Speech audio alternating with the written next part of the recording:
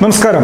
ഇന്നും വയനാടിൻ്റെ ഒരു കാര്യം പറയാനാണ്, പ്രത്യേകിച്ച് സർക്കാരിൻ്റെ ശ്രദ്ധയിൽപ്പെടുത്താനാണ് ഞാൻ വരുന്നത്. കാരണം ഒരുപാട് സംഘടനകളും നല്ല മനുഷ്യന്മാരും ഒരുപാട് കാര്യങ്ങൾ വയനാട് വഴി ചെയ്യാൻ മുന്നോട്ട് വന്നിട്ടുണ്ട്. ബട്ട് അതിൽ നിന്ന് വ്യത്യസ്തമായി എനിക്കൊരു കാര്യം പറയാനുള്ളത്, എന്തുകൊണ്ട് സർക്കാരിന് ഒരു ലോക്കൽ അഡ്മിനിസ്ട്രേഷൻ ഒരു കമ്മിറ്റി ഉണ്ടാക്കിക്കൊണ്ട് എന്തെല്ലാം നഷ്ടപ്പെട്ടോ ആ നഷ്ടപ്പെട്ട കുടുംബങ്ങളെ ഓരോരുത്തരുമായി കാണുകയും ഓരോരുത്തർക്കും എന്താണ് അവരാവശ്യമെന്ന് പഠിക്കുകയും ചെയ്യുകയാണെങ്കിൽ ഒരുപാട് കാര്യങ്ങൾ നമുക്ക് ചെയ്യാൻ സാധിക്കും. കാരണം ചിലവർക്ക് വീടായിരിക്കും ആവശ്യം, ചിലവർക്ക് വിദ്യാഭ്യാസമായിട്ട് കഷ്ടപ്പെടുന്നവരായിരിക്കാം, ചിലവർക്ക് കച്ചവടക്കാർക്ക് അവർക്ക് ഒരു ക്യാപിറ്റൽ എമൗണ്ട് ആയിരിക്കാം, ചിലവർക്ക് ജോലി ആയിരിക്കാം, ചിലപ്പം റിക്ഷ, ഓട്ടോ ഇതുപോലുള്ള തൊഴിലാളികൾക്ക് ആ രീതിയിലായിരിക്കാം. പിന്നെ ചിലവർക്ക് ഏറ്റവും കൂടുതലുള്ളവർക്ക് അവർക്ക് ഒരു വിഷമങ്ങളായിരിക്കാം ഇപ്പോഴും മാറിയില്ലാത്തത്, അപ്പോൾ കൗൺസിലിംഗ് ആയിരിക്കാം. അങ്ങനെയാണെങ്കിൽ ഓരോരുത്തരെയും കണ്ടുകൊണ്ട് ഓരോരുത്തരുടെയും കാര്യങ്ങൾ പഠിച്ച് മനസ്സിലാക്കി അതിനുശേഷം സർക്കാരിന് ചെയ്യാൻ പറ്റുന്ന സർക്കാർ ചെയ്യുകയും സർക്കാരിന് ചെയ്യാൻ പറ്റാത്തത്